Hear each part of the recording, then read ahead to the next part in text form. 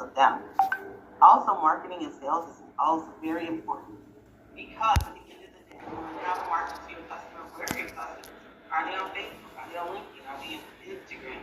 Do they like to walk into stores? Do they prefer to be catered in their homes? What type of marketing and sales are you learning about your customer?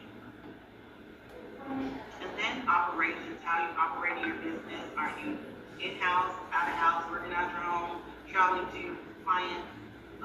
Think about those milestones and metrics. What are you thinking about? You started today. So with the milestones and metrics, what most companies are looking for, or even loan officers are looking for, they're looking to know, when did you start? So please know that your start date is very important. And you're marking all of your metrics along a trajectory. And your trajectory should look upward. Granted, there might be some bumps in the road for it, but you're looking and maintaining and understanding those milestones so that you can share that with your clients as well as with potential loan officers if you decide to go that way, or individuals who might want to invest in your business.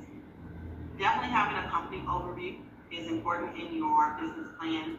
Any financials that you might have, and financial meaning bootstrap. I bootstrapped my business. I started with $10,000 that I saved over a long period of time and bootstrapped it, and that's all I started with. So, and I went through that pretty fast, probably more than half of it in the first 6 months.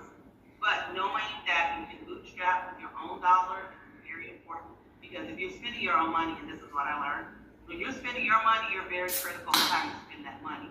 But when you have other folks' money to spend, you're probably a little less likely to keep track of your spending.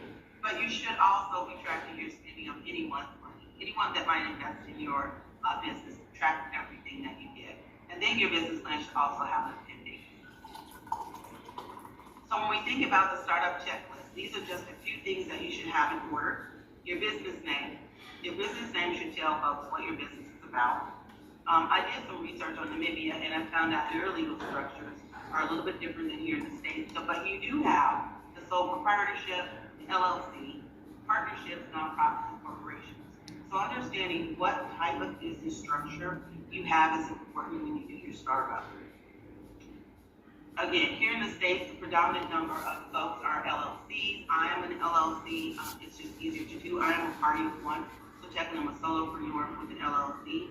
And we do business here because we have a social security number. And part of the reason I do an LLC is to avoid having to share my social security number with folks that I do business with. So an LLC allows me to receive an ID number, and I work with an ID number, so I appreciate the LLC.